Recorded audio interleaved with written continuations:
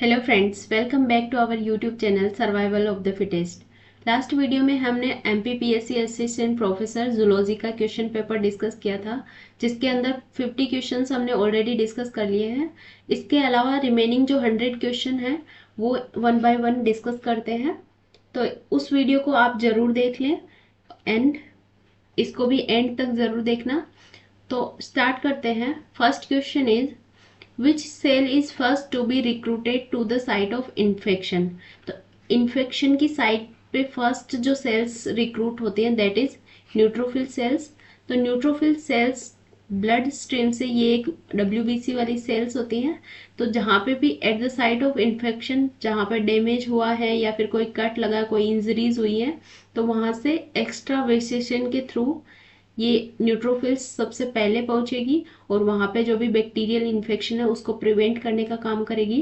तो neutrophil cells are first recruited to the site of infection. Option number D is the correct answer. Next is what is the role of teichoic acid and lipoteichoic acid in bacterial infection diseases? तो teichoic acid and lipoteichoic acids are cell wall component of gram positive bacteria. So these are help in adhesion. तो option number B is the correct answer. They are cell wall components in gram positive bacteria that aid in adhesion. तो adhesion में help करवाते हैं teichoic acid and lipoteichoic acid. तो यहाँ पे microbiology से भी काफ़ी अच्छे क्वेश्चंस पूछे हैं। Next is what is primary function of bacterial capsules in pathogenesis? So bacterial cells के अंदर यहाँ पे सेल वॉल के बाहर कुछ कैप्सूलर प्रोटीन्स प्रेजेंट रहती हैं कुछ बैक्टीरिया के अंदर, एंड ये हेल्प करती हैं बैक्टीरिया को इम्यून इवेजन के लिए। बिकॉज जब कोई बैक्टीरिया किसी होस्ट सेल के अंदर एंटर करेगा तो यहाँ पे होस्ट का जो इम्यून सिस्टम है वो एक्टिवेट होगा और यहाँ पे कुछ मैक्रोफेजेज या न्यूट्रोफिल सेल्स या फिर जो भी लाइसोजाइम हाइड्रोलाइटिक एंजाइम्स होते हैं वो सीक्रेट होने लग जाएंगे और उन सबसे बचने के लिए यहाँ पे बैक्टीरिया के आउटर साइड में प्रेजेंट होते हैं कुछ कैप्सुलर प्रोटीन्स। तो यहाँ पे इम्यून इवेजन यहाँ पे सबसे करेक्ट आंसर हो जाएगा। हम लोग सोचते हैं कि हमारी बॉडी है उसके अंदर काफ़ी अच्छा इम्यून सिस्टम है, उसके बाद भी बैक्टीरिया का इन्फेक्शन किस वजह से होता है? तो बैक्टीरिया भी काफ़ी स्मार्ट है, इनके अंदर कैप्सुलर प्रोटीन प्रेजेंट रहती हैं जो क्या करती हैं इम्यून सिस्टम को भी हाइड कर देती हैं और ये बच के निकल जाते हैं और एंटर हो जाते हैं हमारी सेल के अंदर। तो ऑप्शन नंबर बी करेक्ट हो जाएगा। Next question is the subunit of G protein that act as GTPase switch proteins and alternate between an active state with bound GTP and inactive state with bound GDP is known as। तो यहाँ पे अगर cell membrane के अंदर हमें पता है एक 7 स्पेनिंग एक G प्रोटीन कपल्ड रिसेप्टर होता है। तो ये जो रिसेप्टर है G प्रोटीन कपल्ड इसको इसलिए बोलते हैं बिकॉज यहाँ पे एक G प्रोटीन प्रेजेंट रहती है और यहाँ पे जो कपल रहती है वो होती है जी अल्फा और इसके साथ में 2 सब यूनिट्स इसकी और होती है G gamma and G beta. तो यहाँ पे जी अल्फा के अंदर एक GTPase एक्टिविटी होती है जिसके थ्रू ये क्या करती हैं GTP जो एक्टिव स्टेट है उसके अंदर कन्वर्ट हो जाती हैं और GDP इनएक्टिव स्टेट के अंदर कन्वर्ट होती है। तो ये जो GTP से GDP में कन्वर्ट होता है वो करवाता है इसमें guanine nucleotide exchange factor GEF और इसके अलावा यहाँ पे GAP जो होता है वो GDP को GTP में कन्वर्ट करवाता है। तो ये जो GTPase एक्टिविटी ये प्रेजेंट होती है G अल्फा सब यूनिट के अंदर। तो ऑप्शन नंबर सी यहाँ पे करेक्ट हो जाएगा। G gamma and G beta भी यहाँ पे अनदर सब यूनिट्स हैं। तो option number C is the correct answer. Next is which 2 second messengers are found in many signal transduction pathways? तो सिग्नल में most of the signal transduction pathways के अंदर जो सेकेंड मैसेंजर्स होते हैं that is cyclic AMP and calcium. तो option number B correct हो जाएगा। इसके अलावा सेकेंड मैसेंजर्स के एग्जांपल्स देखें तो साइक्लिक GMP, साइक्लिक AMP, यहाँ पे एडिनोसिन मोनोफॉस्फेट, गुआनोसिन मोनोफॉस्फेट। तो यहाँ पे एएमपी सबसे ज़्यादा होते हैं सारे most of the transduction pathways के अंदर। एंड डीएजी भी होता है, डेग डायसाइल ग्लिसरॉल। इसके अलावा IP3, कैल्शियम एंड PiP2। तो ये सारे क्या होते हैं, सेकेंडरी मैसेंजर्स होते हैं। इसमें डेग और PiP2 जो होते हैं वो मेम्ब्रेन के अंदर प्रेजेंट रहते हैं, जबकि GMP cyclic AMP, IP3 and calcium ये साइटोसोलिक सेकेंडरी मैसेंजर्स हैं। तो ऑप्शन नंबर बी यहाँ पे करेक्ट हो जाएगा। Next is in case of animals which hierarchical arrangement is correct. तो एनिमल्स का अगर हायरार्कियल अरेंजमेंट देखें क्लासिफिकेशन का, तो यहाँ पे किंगडम आता है सबसे पहले, उसके बाद फाइलम आता है, then class, order, family, genus and species. अगर क्लास और ऑर्डर के बीच में देखें तो यहाँ पे कोहोर्ट भी आ जाता है, एंड फैमिली एंड जीनस के बीच में ट्राइब। तो इस तरह से ऑप्शन नंबर डी यहाँ पे करेक्ट हो जाएगा। Family, kingdom, phylum, order, class. यहाँ पे ऑर्डर, क्लास से पहले ही ऑर्डर आ गया तो ये तो इनकरेक्ट हो जाएगा। इस तरह से ये सारे ही इनकरेक्ट है, डी ऑप्शन करेक्ट है। एंड इसके अलावा भी इसमें क्लास के अपर साइड में सुपर क्लास भी हो सकता है, और इसके बिलो सब क्लास। इसी तरह से सुपर फैमिली, सब जीनस हो सकता है और सब स्पीशीज हो सकती है। तो option number D is the correct answer. Next is the term taxonomy was coined bye, taxonomy term coined bye AP D कंडोले। यहाँ पे अगर लीनियस के बारे में देखें तो इन्होंने बायनोमियल नोमेनक्लेचर दिया था, कैरोलस लीनियस ने। एंड मेयर ने क्या दिया था, मेयर के बारे में हमने लास्ट वीडियो में देखा था, इन्होंने मॉडर्न सिंथेसिस थ्योरी या फिर नियो डार्विनिज्म के अंदर रोल प्ले किया था। इसके अलावा हेक्कल ने दिया था बायोजेनेटिक लॉ, बायोजेनेटिक लॉ में इन्होंने बताया था ओंटोजेनी रिपीट्स फाइलोजेनी। ओके, तो taxonomy was coined bye AP D कंडोले। Next is phonetic taxonomy is based on. तो फेनेटिक टैक्सोनॉमी को न्यूमेरिकल टैक्सोनॉमी भी बोलते हैं, और this is based on statistical method used in taxonomy. तो ऑप्शन नंबर सी यहाँ पे करेक्ट हो जाएगा। साइटोप्लाज्मिक कैरेक्टर्स के अंदर साइटोप्लाज्मिक टैक्सोनॉमी आती है। एक्सपेरिमेंटल टैक्सोनॉमी के अंदर experimental designing determining genetic inter relationship. तो फेनेटिक के अंदर कभी भी जेनेटिक इंटर रिलेशनशिप नहीं आएगी।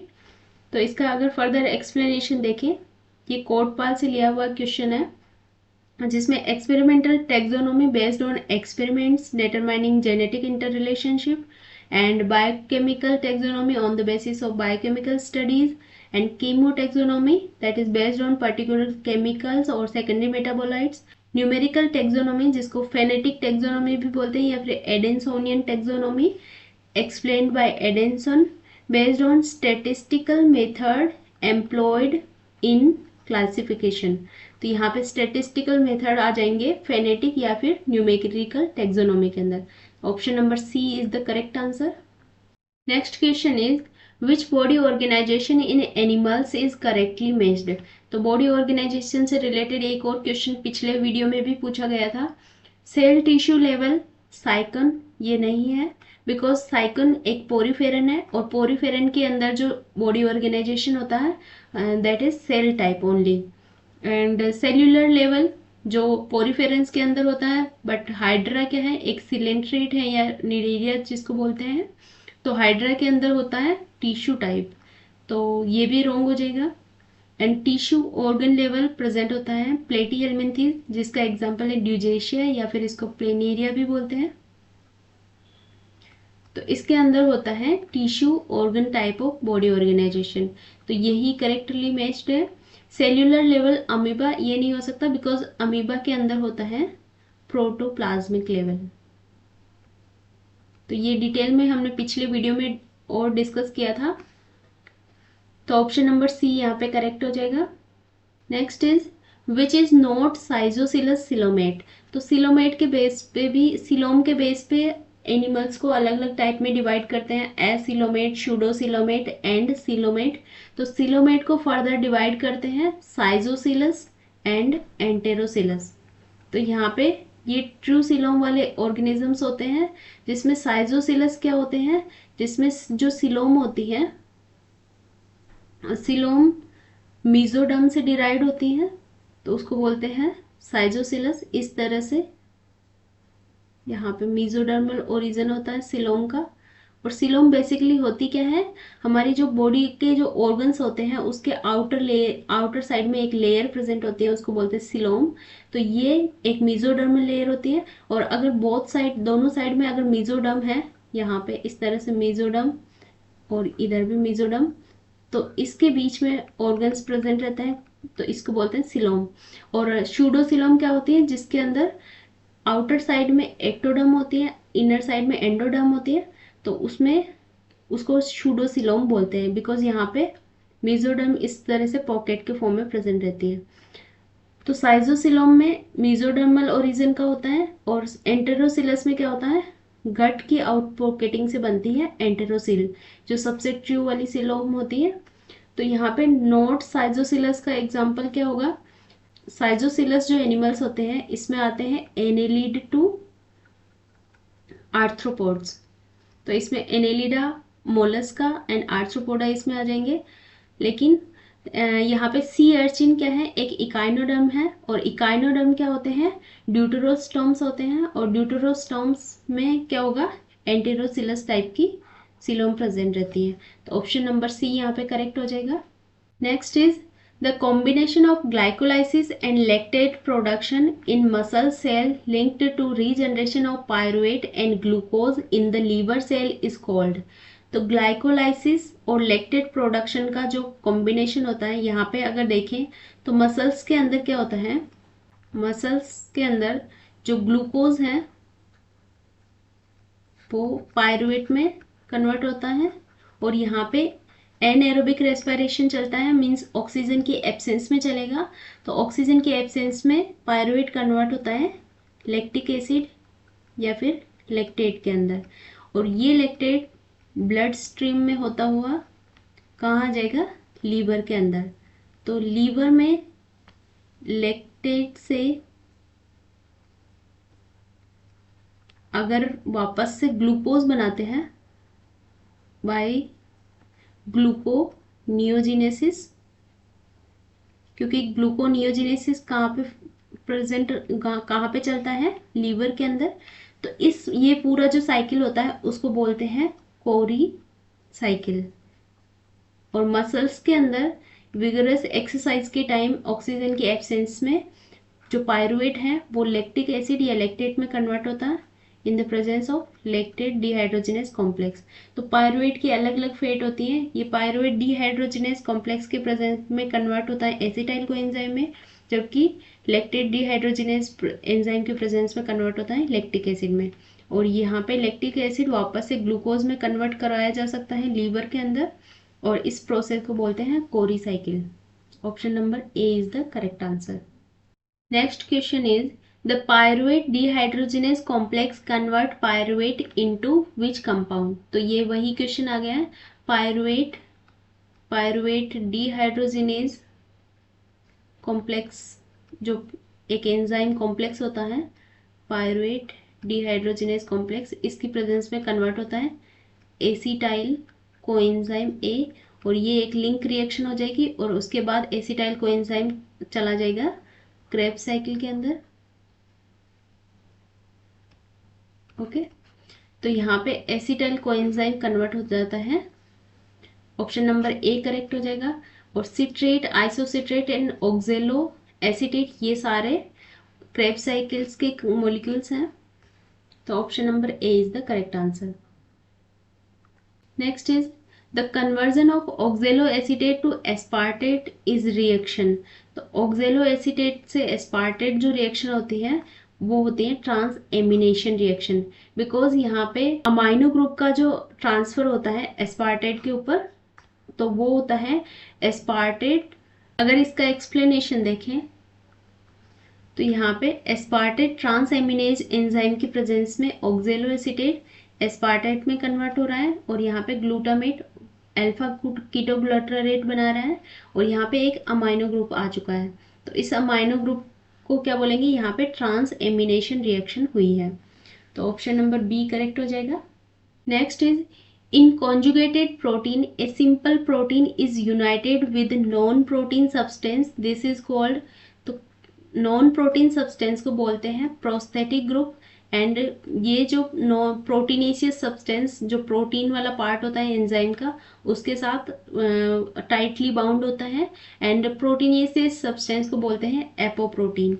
तो एंजाइम का जो कॉम्प्लेक्स बनता है उसमें एपोप्रोटीन एंड प्रोस्थेटिक ग्रुप मिलके ये टाइटली बाउंड होते हैं और उसी के बाद एक एंजाइम एक्टिवेट होता है। अगर प्रोस्थेटिक ग्रुप के एग्जांपल्स देखें तो यहाँ पे हीम एक प्रोस्थेटिक ग्रुप का एग्जांपल है। इसके अलावा FAD, NAD, ये सारे क्या है, प्रोस्थेटिक ग्रुप्स के एग्जांपल्स हैं। Next is protein is found in outer layer of skin and hairs. तो स्किन एंड हेयर्स के अंदर जो outer layer means epidermis, epidermis में जो प्रोटीन प्रेजेंट रहती है दैट इज केराटिन प्रोटीन, जो क्या करती है, हार्डनेस प्रोवाइड करवाती है एंड वाटर रेजिस्टेंस होती है ये। तो केराटिन प्रोटीन प्रेजेंट रहती है स्किन एंड हेयर के अंदर। इसके अलावा कोलाजन, इलास्टिन एंड फाइब्रोइन, ये सारे क्या है, एक्स्ट्रा सेल्यूलर मैट्रिक्स के अंदर प्रेजेंट रहते हैं और ये डर्मिस के पार्ट है, जबकि केराटिन क्या है, एपिडर्मल पार्ट है जो कि आउटर लेयर है। Next is thermoregulatory centre in the brain can be activated by.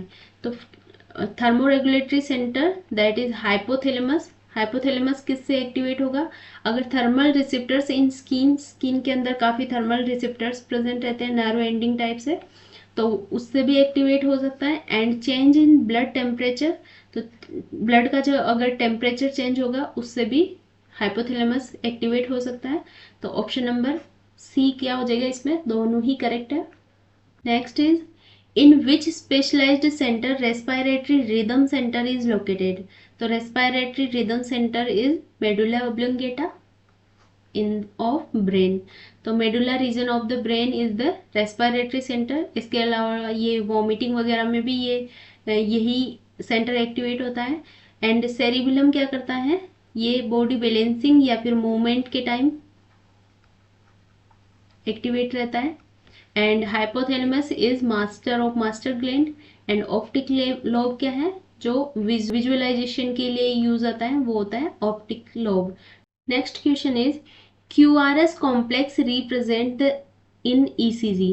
तो ECG के अंदर QRS कॉम्प्लेक्स क्या रिप्रेजेंट करता है, अगर इसका ग्राफ देखें तो ये P वेव होती है, देन QRS, और इस तरह से ये यहाँ PQRST।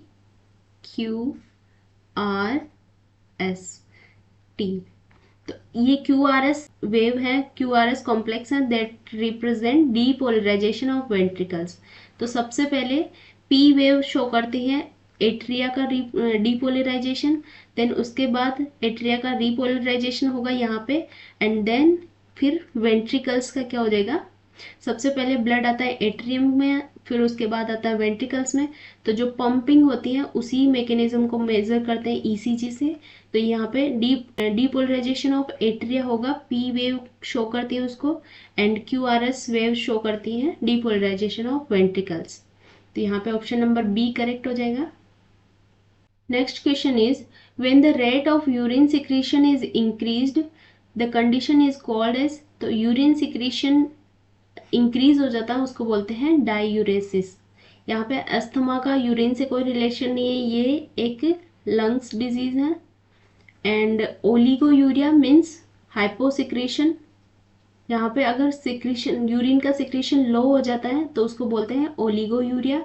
और यूरेमिया एक ऐसी कंडीशन है, यूरेनिया नहीं, ये यूरेमिया होना चाहिए। तो यूरेमिया जिसमें ब्लड के अंदर अगर यूरिन की कॉन्सेंट्रेशन अगर इंक्रीज हो जाती है तो उसको बोलते हैं यूरेमिया। तो यहाँ पे ऑप्शन नंबर ए करेक्ट हो जाएगा। Next is micturition is under the control of. तो micturition means urination process control होता है ANS and autonomous nervous system and peripheral nervous system, दोनों के अंडर ये वर्क करता है मिक्चुरेशन प्रोसेस। इसमें कॉन्ट्रैक्शन एंड रिलैक्सेशन दोनों ही एक साथ होते हैं। Next is a population is said to be in equilibrium only when. तो ये हार्डी-विनबर्ग इक्वेशन पूछी है direct, P plus Q equals to 1। तो इसका ऑप्शन नंबर बी करेक्ट हो जाएगा। Next is what are the assumptions of Hardy Weinberg equilibrium. तो Hardy Weinberg equilibrium के लिए क्या एजम्पशंस हैं? वहाँ पे पॉपुलेशन साइज लार्ज होना चाहिए, रैंडम मेटिंग होनी चाहिए, नो सिलेक्शन, कोई सिलेक्शन नहीं होना चाहिए, no migration and no mutation.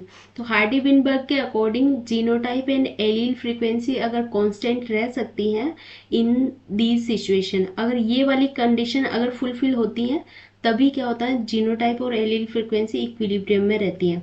तो ये ओनली थ्योरेटिकली पॉसिबल है, इसमें प्रैक्टिकली या फिर इन रियल लाइफ में ये पॉसिबल नहीं है, बिकॉज रैंडम मेटिंग यहाँ पे कोई सिलेक्शन होता है ऑब्वियसली, और म्यूटेशंस भी होते रहते हैं। तो ये ओनली थ्योरेटिकली पॉसिबल है हार्डी-विनबर्ग इक्विलिब्रियम। तो ऑप्शन नंबर बी यहाँ पे करेक्ट हो जाएगा। ऑप्शन नंबर सी देखें तो यहाँ पे एकदम एज इट इज बी जैसा ही है, बट यहाँ पे लिखा हुआ है हेट्रोजाइगस सर्वाइव द बेस्ट। तो इसमें हेट्रोजाइगस एडवांटेज के बारे में सिकल सेल एनीमिया में होता है, अगर वो हेट्रोजाइगोट्स होते हैं तो उनको मलेरिया नहीं होता है। तो ये वो वाली कंडीशन है, और इसमें हार्डी-विनबर्ग इक्विलिब्रियम में ऐसा कोई भी एक्सप्लेनेशन नहीं है। तो ऑप्शन नंबर बी यहाँ पे करेक्ट हो जाएगा। Next question is which one of the following is an incorrect match. तो इनकरेक्ट मैच को ढूंढना है यहाँ पे। Preformation, Swammerdam theory and Bonnet, ये बिल्कुल करेक्ट है, बिकॉज स्वामरडेम एंड बोनेट ने बताया था कि प्री फॉर्मेशन जो एग्स और स्पर्म्स होते हैं उनके अंदर ह्यूमंस का एक मिनिएचर प्रेजेंट रहता है जिसको ह्यूमन होमनक्यूलस बोलते हैं।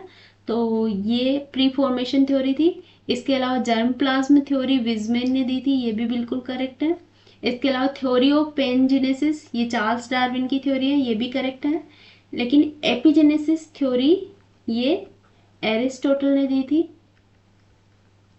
एंड सटन एंड बावेरी ने दिया था क्रोमोसोमल थ्योरी। तो ऑप्शन नंबर डी यहाँ पे क्या है, इनकरेक्ट मैच है। Next question is during Carboniferous period two important groups of winged insect are evolved were. तो कार्बोनिफेरस पीरियड के अंदर कौन से two group of insect evolve हुए थे? यहाँ पे अगर ऑप्शंस देखें तो इसका जो करेक्ट एक्सप्लेनेशन मैंने जितने भी स्टडीज की उसके according grass hopper and dragon fly मिला है। तो हो सकता है ये क्वेश्चन स्टार हो जाए, और ये देखना पड़ेगा कि इसमें पीएससी कौन सा ऑप्शन करेक्ट करती है। बट इसका जो आंसर है वो grass hopper and dragon fly, ये दोनों ही करेक्ट है, बिकॉज वहाँ पे विंग्ड इंसेक्ट जो थे वो अगर प्रॉपर विंग्ड जिनके अंदर फॉर्म हुए थे या नहीं हुए थे उसके बेस पे यहाँ पे इवोल्यूशन हुआ था कार्बोनिफेरस पीरियड में। तो ऑप्शन नंबर यहाँ पे हम नहीं प्रेडिक्ट कर सकते कि कौन सा ऑप्शन करेक्ट हो सकता है, तो इसमें हमें आंसर की का वेट करना पड़ेगा। Next question is absolute age of geological events can often be determined by. तो एब्सोल्यूट एजेस किससे डिटरमाइन करते हैं? रेडियोमेट्रिक डेटिंग, ये बिल्कुल करेक्ट है। यहाँ पे ये सारे ऑप्शंस वैसे ही एलिमिनेट हो जाएंगे। इनका plasmon surface plasmon resonance, mass spectrometry, fluorescence spectroscopy, इसका कोई जो जियोलॉजिकल एज को डिटरमाइन करने का कोई वो रिलेशन नहीं है। तो रेडियोमेट्रिक डेटिंग से हम क्या करते हैं, कोई भी ऑर्गेनिज्म है उसकी जियोलॉजिकल एज को डिटरमाइन कर सकते हैं। Next is during inhibitory phosphorylation activity of cyclin CDK complex is inhibited by. तो सेल साइकिल का क्वेश्चन है ये, जिसमें साइक्लिन एंड सीडीके कॉम्प्लेक्सेस जो होते हैं वो अलग अलग, जैसे G1, S, G2, M, यहाँ पे अलग अलग साइक्लिन्स सीडीके कॉम्प्लेक्सेस होते हैं। अगर इस तरह से देखें तो साइक्लिन्स जो होते हैं वो होते हैं D, E, A, B, G1, S, G2 and M, and इसके साथ CDKs जो होते हैं 4 and 6, 2, 2, 1। तो ये सारे कॉम्प्लेक्सेस बनते हैं और इसमें जो सीडीकेज होते हैं वो ऑलरेडी प्रेजेंटेड रहते हैं, यहाँ पे उसका डिग्रेडेशन नहीं होता है। लेकिन साइक्लिन का हर साइकिल के अंदर जैसे G1 फेज होगी तो उसमें नया साइक्लिन बनेगा, उसके बाद नया साइक्लिन बनेगा और उसका पुराने साइक्लिन का क्या होगा, डिग्रेडेशन हो जाता है यूबिक्विटिनाइजेशन के थ्रू। तो यहाँ पे जो सीडीकेज जो होते हैं वो परमानेंटली प्रेजेंट रहेंगे, लेकिन उसका क्या होता है, फॉस्फोराइलेशन के थ्रू एक्टिवेशन और इनएक्टिवेशन होता है।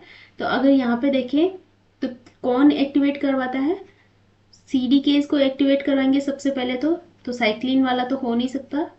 एंड यहाँ पे एक्टिवेट, इसको इनएक्टिवेट फॉर्म में रखता है V1 काइनेज। तो यहाँ पे करेक्ट आंसर हो जाएगा ऑप्शन नंबर ए। तो phosphorylation of amino acid in the रूप of CDK by V1 kinase.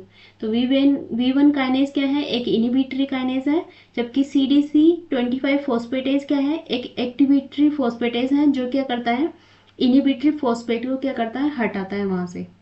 तो ऑप्शन नंबर ए करेक्ट हो जाएगा। Next question is DNA polymerase third holoenzyme contain a non-catalytic component which keeps core polymerase associated with DNA template as it encircles the DNA and slides along it. This component is known as। तो यहाँ पे पूरा explanation ही दे दिया है। यहाँ पे DNA की जो स्टैंड है, अगर यहाँ पे DNA का सिंथेसिस हो रहा है तो जो DNA पोलीमरेज है वो यहाँ पे बाइंड रहता है किसके साथ में, इसके अपर साइड में यहाँ पे एक क्लैंप प्रेजेंट रहता है जिसको बोलते हैं बीटा क्लैंप, बीटा क्लैंप। और ये एक स्लाइडिंग की तरह काम करता है, जैसे जिप लाइन में एक हुक लगा देते हैं उसी तरह से ये हुक की तरह। तो इसमें इजीली ये यहाँ से स्लाइड कर सकता है ये DNA पोलीमरेज, तो उसके लिए होता है बीटा क्लैंप। तो ऑप्शन नंबर बी करेक्ट हो जाएगा यहाँ पे। Next is protein mute S, mute H and mute L are involved in which of the following DNA repair mechanism। तो DNA repair mechanism mute S and mute H जो proteins होते हैं that is involved in mismatch repair system। तो directly ये factual question है, इसमें काफ़ी सारी प्रोटीन्स इन्वॉल्व होती हैं, म्यूट S, H, L, इनके अलग अलग काम होते हैं। कुछ DNA के लिए कट लगाती हैं, कुछ रीजॉइन करती हैं और कुछ उसको जो डैमेज है उसको रिकॉग्नाइज करने का काम करती है। तो ऑप्शन नंबर बी यहाँ पे करेक्ट हो जाएगा। Next question is the Kozak sequence is responsible for. तो कोजेक सीक्वेंस किस ट्रांसलेशन के अंदर इन्वॉल्व होती हैं। यूकैरियोटिक ट्रांसलेशन के टाइम यहाँ पे कुछ स्पेसिफिक सीक्वेंस प्रेजेंट रहती हैं जो होती हैं ACC AUGG, इस तरह से एक सीक्वेंस रहती है और इसी की सीक्वेंस के अंदर स्टार्ट कोडॉन प्रेजेंट रहता है। तो Kozak sequence is facilitating the selection of start codon during translation. Option number C correct हो जाएगा। यहाँ पे ट्रांसक्रिप्शन में तो बिल्कुल इन्वॉल्व नहीं होगी एंड DNA पोलीमरेज के लिए भी नहीं है। And facilitate binding of snurp during splicing, नहीं, स्प्लाइसिंग के टाइम में भी नहीं होगी। तो ट्रांसलेशन के टाइम यूकैरियोटिक ट्रांसलेशन में जो सीक्वेंस होती है उसको कोजेक सीक्वेंस बोलते हैं और प्रोकैरियोटिक ट्रांसलेशन में एक स्पेसिफिक सीक्वेंस होते हैं जिसको बोलते हैं Shine Dalgarno sequence. Next question is in bacterial cell Shine Dalgarno consensus sequence is complementary to the sequence of. तो शाइन-डलगार्नो सीक्वेंस के बारे में अभी हमने डिस्कस किया। ये बैक्टीरियल सेल के अंदर या प्रोकैरियोट्स के अंदर प्रेजेंट रहती है और इसको स्कैन करता है, ये एक मैसेंजर RNA है और मैसेंजर RNA के अंदर शाइन-डलगार्नो सीक्वेंस प्रेजेंट है कुछ, और इसी को स्कैन करता है 16S RNA। 16S RNA क्या करेगा, इसको स्कैन करते हुए इसको रीड करेगा और जहाँ पे स्टार्ट कोडॉन होंगे वहाँ से फिर ट्रांसलेशन को स्टार्ट करेगा। तो ये 30S सब यूनिट का किस और सब यूनिट है, 16S सब यूनिट। तो ऑप्शन नंबर बी यहाँ पे करेक्ट हो जाएगा, बिकॉज स्मॉल सब यूनिट यहाँ पे बाइंड होती है और फिर उसके बाद में लार्ज सब यूनिट अपर साइड में बाइंड होती है। तो यहाँ पे फर्दर इसका एक्सप्लेनेशन देखें तो यहाँ पे ये मैसेंजर RNA है और इसके अंदर AGG ये शाइन-डलगार्नो सीक्वेंस है और AUG सीक्वेंस जो स्टार्ट कोडॉन है वो यहाँ से थोड़ा सा लोअर साइड में है। इसके अलावा 16S RNA ये बेस पेयरिंग करेगा यहाँ पे और इसको स्कैन करता हुआ इसी सीक्वेंस को क्या करता है, ये रिकॉग्नाइज करता है और यहाँ पे बेस पेयरिंग स्टार्ट हो जाएगी। तो ऑप्शन नंबर बी यहाँ पे क्या हो जाएगा correct answer. Next question is cri du chat syndrome is caused by deletion in. तो cri du chat syndrome short arm of chromosome number 5, fifth chromosome की पी आर्म जो शॉर्ट आर्म बोलते हैं उसको, उसमें उसमें डिलीशन की वजह से होता है क्राइडोचेट सिंड्रोम। तो ऑप्शन नंबर ए करेक्ट हो जाएगा। Next is which of the following is a try repeat disorder. तो ट्राई यहाँ पे fragile X syndrome is try repeats disorder. इसमें सी जी ये काफ़ी टाइम से रिपीट होती है, और अगर ये 40 to 45 टाइम रिपीट हो रही है इट मीन्स ये नॉर्मल कंडीशन है। बट इससे मोर देन 200 टाइम अगर रिपीट होने लग जाए तो इसको बोलते हैं फ्रेजाइल एक्स सिंड्रोम, और इसमें जो आईक्यू लेवल है उस पर्सन का काफ़ी कम हो जाता है। अगर फिनाइल कीटोन्यूरिया के बारे में बात करें तो ये एक मेटाबॉलिक डिसऑर्डर है जिसमें जो फिनाइल एलेनिन है वो टायरोसिन में कन्वर्ट नहीं हो पाता है, बिकॉज यहाँ पे फिनाइल एलेनिन हाइड्रोक्सिलेज एंजाइम में डिफेक्ट हो जाता है या म्यूटेशन हो जाता है। एंड सिस्टिक फाइब्रोसिस एक जेनेटिक डिसऑर्डर है जिसमें रेसेसिव म्यूटेशन होता है, और क्लोराइड चैनल्स इसमें अफेक्ट होते हैं, और लंग्स के अंदर म्यूकस इकट्ठा हो जाता है जिससे इन्फेक्शन बढ़ जाता है। एंड नेक्स्ट इज जीरोडर्मा पिगमेंटोसम, ये एक जेनेटिक डिसऑर्डर है ये भी, जिसमें न्यूक्लियोटाइड एक्सक्रीशन रिपेयर सही से वर्क नहीं करता है, तो यहाँ पे जीरोडर्मा पिगमेंटोसम डिजीज हो जाती है। तो ऑप्शन नंबर बी करेक्ट हो जाएगा। Trinucleotide repeat disorder is fragile X syndrome. Next question is Ames test is used to. तो एम्स टेस्ट जो होता है that is used for testing the mutagenic potential of any substance और chemicals. तो यहाँ पे म्यूटाजेनिक पोटेंशियल को check करने के लिए एमएस टेस्ट यूज करते हैं। इसमें कुछ बैक्टीरियल कॉलोनीज को ग्रो करते हैं इन द प्रेजेंस और एब्सेंस ऑफ स्पेसिफिक मार्कर, और ऑटोट्रॉप्स प्रोटोट्रॉप्स भी बोलते हैं। तो इस तरह से एम्स टेस्ट करते हैं म्यूटाजेनिक पोटेंशियल को चेक करने के लिए। Next question is common lesion found in DNA after exposure to UV irradiation. तो यूवी रेडिएशन के बाद जो कॉमन लेजन होता है दैट इज थायमिन डाइमर। तो यहाँ पे थायमिन का डाइमर फॉर्म हो जाता है। ये एक डीएनए की सीक्वेंस है अगर, और यहाँ पे अगर थायमिन प्रेजेंट है और ये थायमिन प्रेजेंट है तो ये अनदर डीएनए स्ट्रैंड के साथ एडेनिन के साथ में बाइंडिंग करता है। बट यहाँ पे इस कंडीशन में यूवी रेडिएशन के एक्सपोजर की कंडीशन में क्या होगा, ये दोनों थायमिन ही क्या करते हैं आपस में बाइंडिंग कर लेते हैं, तो इसको बोलते हैं थायमिन डाइमर कंडीशन, जिसकी वजह से म्यूटेशन हो जाता है। तो ऑप्शन नंबर ए करेक्ट हो जाएगा। Next is spontaneous oxidative deamination causes cytosine to convert into. तो साइटोसिन की स्ट्रक्चर और यूरेसिल की स्ट्रक्चर जो काफ़ी सिमिलर स्ट्रक्चर होती है, इसमें साइटोसिन के जो फोर्थ पोजीशन होती है वहाँ पे प्रेजेंट होता है। तो साइटोसिन में क्या होता है, यहाँ पे एक अमाइनो ग्रुप प्रेजेंट रहेगा, बट अगर यहाँ पे डीएमिनेशन हो जाएगा तो वो कन्वर्ट हो जाता है यूरेसिल के अंदर। तो डीएमिनेशन जैसे ही होगा तो यूरेसिल बन जाएगा। तो ऑप्शन नंबर बी यहाँ पे करेक्ट हो जाएगा। और थायमिन क्या है, 5 मिथाइल साइटोसिन। अगर साइटोसिन की 5th पोजीशन पे मिथाइल ग्रुप आ जाता है तो उसको बोलते हैं thymine. Next is in developmental biology what does induction competence refer to. तो induction competence is the ability of cell to respond a specific inductive signal. अगर कोई सेल इंडक्टिव सिग्नल्स को रेस्पॉन्ड कर पाती है तो उसको बोलते हैं competence. Okay, option number A correct हो जाएगा।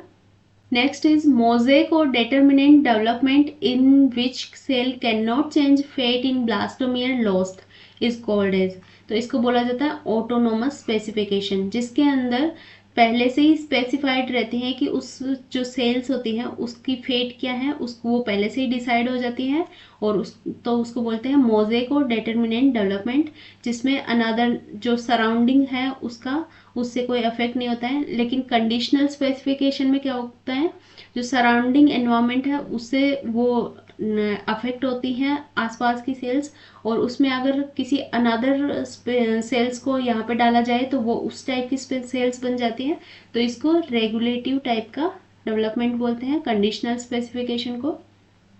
Next is why green fluorescent protein is considered as ideal transgenic marker। GFP को आइडियल ट्रांसजेनिक मार्कर यूज करते हैं because it absorb blue light and emit green light. ये ऐसी protein होती है जो क्या होती हैं, एक जो इन विवो कंडीशन में इजीली ट्रांसफर हो जाती है, और इसमें जो इसकी जो इमिशन जो लाइट होती है वो अलग होती है, और एब्जॉर्प्शन जो लाइट होती है वो अलग होती है। और this is non species specific expression, ये भी बिल्कुल करेक्ट है। स्पीशीज स्पेसिफिक एक्सप्रेशन नहीं होता, ये हर स्पीशीज हर ऑर्गेनिज्म के अंदर जा सकती है। इसके अलावा non toxic to host and resistant to high temperature, this is बिल्कुल करेक्ट, ये भी तो ये भी बिल्कुल करेक्ट हो जाएगा। तो all the above are correct for green fluorescence protein. Next question is, in spermatogenesis, what is the role of SRY gene in mammals?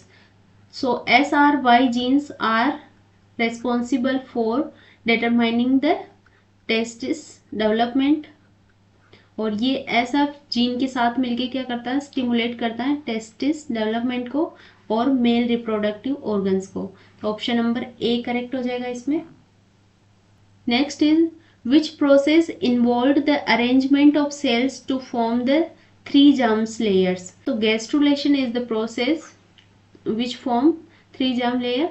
तो सबसे पहले अगर कोई गेमिट है उसका फॉर्मेशन होता है, तो उसके बाद जो डेवलपमेंट के प्रोसेसेस होते हैं उसमें ब्लास्टुला बनता है, फिर मोरुला बनता है, देन उसमें काफ़ी सारे क्लीवेज होते रहते हैं, और ब्लास्टुला मोरुला एंड फिर उसके बाद होता है गेस्ट्रुलेशन। तो गेस्ट्रुलेशन प्रोसेस के अंदर ही क्या होता है, सेल्स का मूवमेंट होता है, और उसमें सेल्स का रीअरेंजमेंट होके उसमें 3 जर्म्स लेयर्स बनती है, एंड देन उसके बाद ऑर्गेनोजेनेसिस होने लग जाता है। तो ऑप्शन नंबर सी यहाँ पे करेक्ट हो जाएगा। Next question is used in treatment of hyper uricemia and gout disease. तो गाउट डिजीज में क्या होता है, यूरिक एसिड का डिपोजिशन होने लग जाता है जॉइंट्स के अंदर, तो उसको बोलते हैं गाउट डिजीज, और इसके ट्रीटमेंट के लिए यूज करते हैं एलोप्यूरिनॉल, बिकॉज जो प्यूरिन एंड पायरिमिडिन होते हैं उसमें प्यूरिन का अगर ब्रेकडाउन बढ़ जाता है तो उसमें जेंथिन ऑक्सीडेज एंजाइम के प्रेजेंस में यूरिक एसिड बनने लग जाता है, और उस वाले स्टेप को इनिबिट करता है एलोप्यूरिनॉल। तो यहाँ पे एलोप्यूरिनॉल को ट्रीटमेंट गाउट डिजीज के ट्रीटमेंट के लिए यूज किया जाता है। Next is in transfer RNA the D arm is named so because of presence of। so transfer RNA की अगर स्ट्रक्चर देखें तो इस तरह से ये एक क्लोवर लीफ स्ट्रक्चर है ट्रांसफर RNA की, जिसमें अलग अलग टाइप के लूप्स प्रेजेंट होते हैं, एंड ये होगा इसका 3' and and this is 5' and, जहाँ पे फॉस्फोराइलेशन होगा, और यहाँ पे CCA इस तरह से एक स्पेसिफिक सीक्वेंस प्रेजेंट रहती है जहाँ पे अमाइनो एसिड आके ऐड होता है, और यहाँ पे ये एंटीकोडोन है, and this is T-C loop होता है, एंटीकोडोन लूप होता है ये, और इसके अलावा यहाँ पे होता है DHU लूप, जिसको डाईहाइड्रो यूरिडीन लूप भी बोलते हैं। तो D आर्म क्या होती है, डाईहाइड्रो यूरिडीन आर्म। तो ऑप्शन नंबर सी करेक्ट हो जाएगा। Next is neurotransmitter that passes nerve impulses across synapse between adjacent neuron।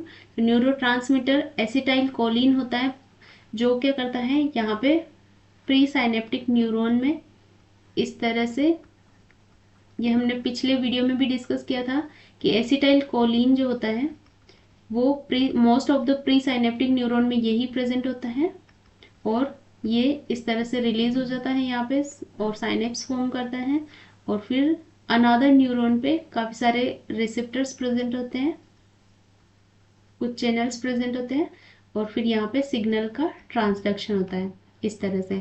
तो एसिटाइलकोलिन यहाँ पे करेक्ट आंसर हो जाएगा। Next is the enzymes that rearrange the atom within the molecules are called.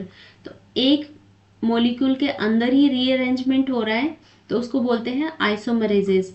Isomerase enzymes क्या करते हैं, molecules का arrangement करते हैं, बॉन्ड्स को ब्रेक करते हैं, फिर वापस से फॉर्म करते हैं। इसका अगर एग्जांपल देखें तो ग्लूकोज 6 फॉस्फेट से फ्रक्टोज 6 फॉस्फेट जो फॉर्म होता है, इसमें क्या होता है, आइसोमराइजेशन होता है। इसमें एक मॉलिक्यूल दूसरे मॉलिक्यूल में अरेंज होता है अलग से, और यहाँ पे आइसोमरेज एंजाइम वर्क करता है। तो ऑप्शन नंबर डी करेक्ट हो जाएगा यहाँ पे।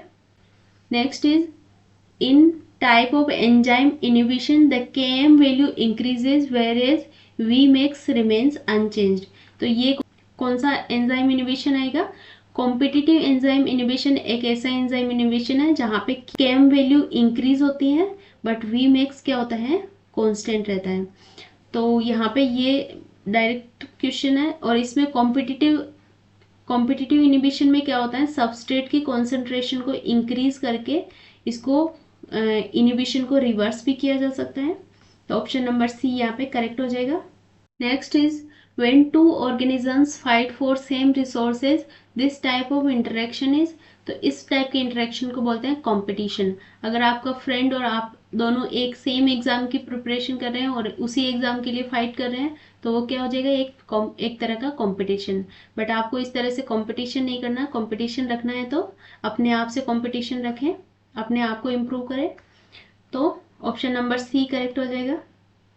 Next is which age pyramid type indicates low percentage of young individuals in the population। low percentage of young individuals means यहाँ पे low percentage से start होके then ये धीरे धीरे बढ़ेगा and इस तरह से, तो ये हो जाएगा एक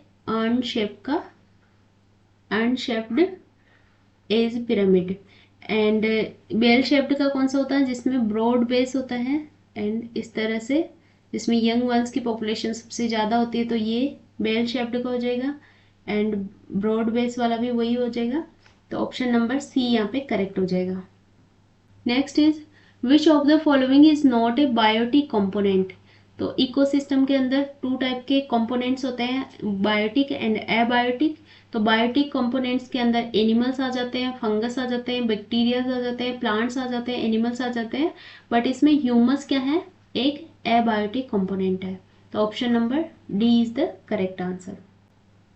next is energy transfer to each trophic level during the transfer percentage of energy is lost at each trophic level. तो यहाँ पे एनर्जी का लॉस पूछा है, तो ये एक लिंडमैन लॉ है जिसके अकॉर्डिंग 90% एनर्जी क्या हो जाती है, लॉस हो जाती है एंड 10% एनर्जी ओनली ट्रांसफर होती है नेक्स्ट ट्रॉपिक लेवल के अंदर। तो यहाँ पे लॉस्ट पूछा है तो 90% एनर्जी क्या हो जाएगी, लॉस्ट हो जाएगी। Next is significance of food chain is. Food chain की सिग्निफिकेंस क्या हो सकती है, एनर्जी फ्लो करती है, बिल्कुल करती है, न्यूट्रिएंट्स की साइक्लिंग भी होती है, ये भी बिल्कुल करेक्ट है, और बायोलॉजिकल मैग्निफिकेशन, जिसमें अगर कोई टॉक्सिक एंट अगर ट्रांसफर हो रहा है तो वो भी फूड चेन के थ्रू हायर ट्रॉपिक लेवल तक पहुंचता है, तो ये भी बिल्कुल करेक्ट है। तो all of the above are correct for food chain. तो ये नेक्स्ट 50 क्वेश्चंस थे। अब रिमेनिंग 50 क्वेश्चंस हम नेक्स्ट वीडियो के अंदर डिस्कस करेंगे, बिकॉज ये वीडियोस काफ़ी अगर लॉन्ग हो जाते हैं तो इसमें एडिटिंग में काफ़ी ज़्यादा प्रॉब्लम आती है, तो इसलिए मैं शॉर्ट वीडियोस बना रही हूँ। तो इसमें नेक्स्ट जो 50 क्वेश्चन है वो कल डिस्कस करेंगे। इसमें से इन 50 क्वेश्चंस में भी आपके कितने क्वेश्चंस करेक्ट हो रहे हैं, और इसके पुराना वाला जो वीडियो है उसको भी ज़रूर देखें, उसमें भी बताएं कि आपके कितने क्वेश्चंस करेक्ट हो रहे हैं। तो इसके अलावा मिलते हैं नेक्स्ट वीडियो में। Till then take care, bye bye.